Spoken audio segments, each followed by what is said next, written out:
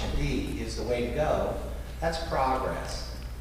But if we don't continue to push and question and debate and try to push even option C or D so that it's better, cheaper, faster, whatever, then we just risk the same kind of problem.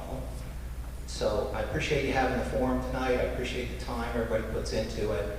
But I would just caution, have a dialogue, have a debate. Let it go from now until March. And the more dialogue and debate there is, the better solution that will come about.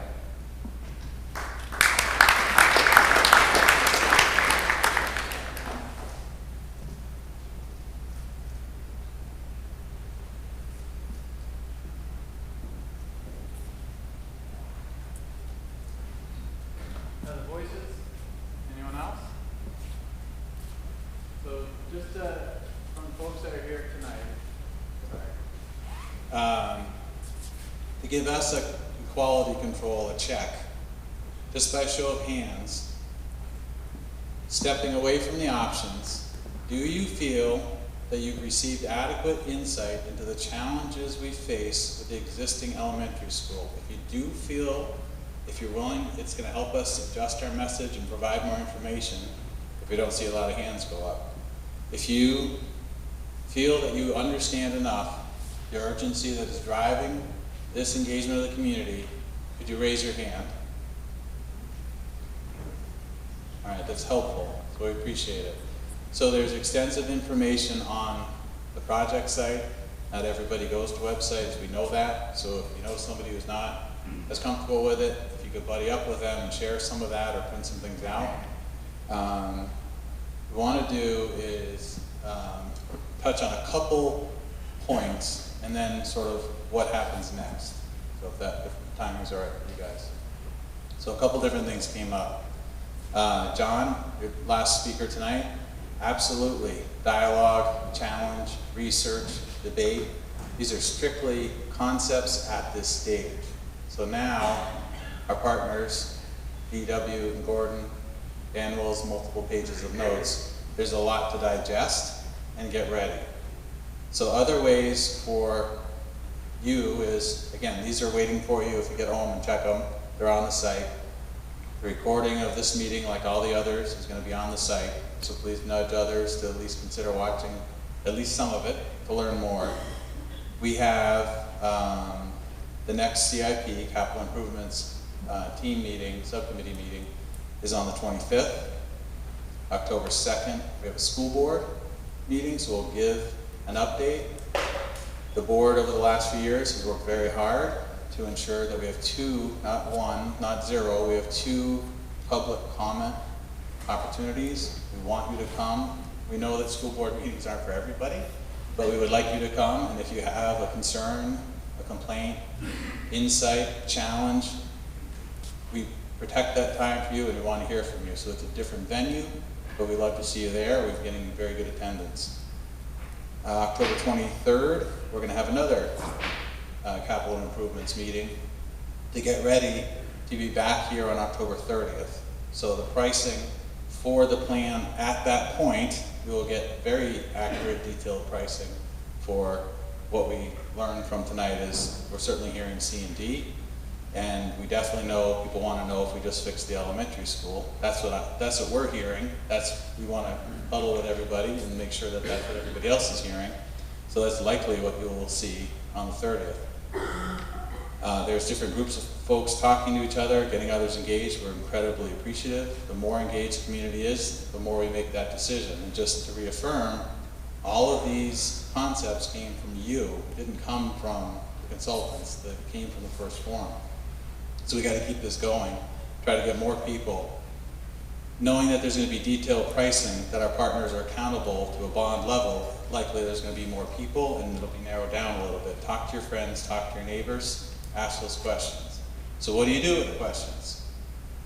We need to know the cycle of questions coming through so we can see what's frequently asked. We can work on a frequently asked questions document. So you can certainly email us, but we need to funnel all of the questions about the project to Russ so we can make sure our partners are seeing those main questions and your voices are being heard. One more thing. I think we sort of covered it, but I'll finish and then you can comment is, what's next is, yeah, so what's next is, we're gonna digest an awful lot of input. We never would have gotten to this point without your input. We need some time to consume that. And there's some side projects, looking at the school plan behind the SAU, what was around that, letting our consultants take a fresh view, that type of stuff, because there's a lot on here. We got a lot out of the community input. But we need you to be engaged. We need to get your community engaged. If you haven't signed up, this is so we can reach back out to you proactively with an update. So please sign up before you leave tonight so that we can reach out to you with more information. And then I think that's what I had. If you want. Andy, do you have a timeline on the athletic field? You just gave us that timeline, but I know you're forming a group, but do you have a... So the question was, do we have a timeline on the athletic fields? And we don't have a timeline yet on the athletic fields. We're working as fast as we possibly can to come up with some solutions, and I have talked to a few people that are on the committee, and I'll give you a little insight in a second of what some of the thoughts are. But I just want to thank John Reed. This information is already up on the site. Okay, it was up when we started this meeting. He was already on. The other thing is he's going to be communicating, probably sending out a little questionnaire. Please take the time and share it, and please try to fill it out honestly so that we get some good feedback, because that's how we're going to have to shape this. So to get back to the fields, let's just say, for instance, that we go to option C. One of the ideas is up by the baseball field now, is that would turn into, I'm going to call it, for lack of better words, the Sunapee Stadium. That would be our mother of all fields, possibly turf, because we use it so often. Another idea is that we go off campus. We've got a few sites that we're looking at, and we're getting ready to engage some people. I've already engaged one person, and it's a viable site, not too far from the school, but can't speak too much about it yet because we don't know about it. But off-site is definitely an option. The other option, can we put A back up? So, can we go to the site plan at the old school? Can we? Yeah, there we go. So, one of my dreams would possibly be is that we keep the old school if we go with C, D, and that would possibly turn into community space, maker space, and even, because I'm a tradesman, some vocational.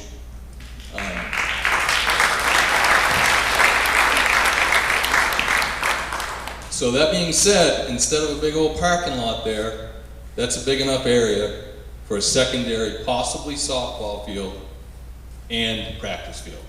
And hopefully some running lanes for John Reed's kids. So that being said, that's all I've got for tonight. Ingrid, do you have anything you want to finish up with? Just that we were involved with the Lebanon schools, and that's exactly what they did. The schools at the Lebanon Old Junior High School, that was bought privately, was made into a Spark Community Center as well as apartments, and the kids can still use the athletic fields there. So it is possible. And when they had their bond vote, the whole community had no idea what they were going to do with all of their buildings that they let go. But one by one, they were sold to different uses. The SAU moved into Old Seminary Hill School. They sold School Street School to a charter school, and they really took a risk, but eventually developers did come in and they repurposed those buildings. So any last questions or comments from the crew here tonight? All right, so it is still a community event. We're done. You get to see people you haven't seen for a while. Those are here. We'll be around to answer questions. But we're very grateful for your time and your contributions to guide us forward. Thank you.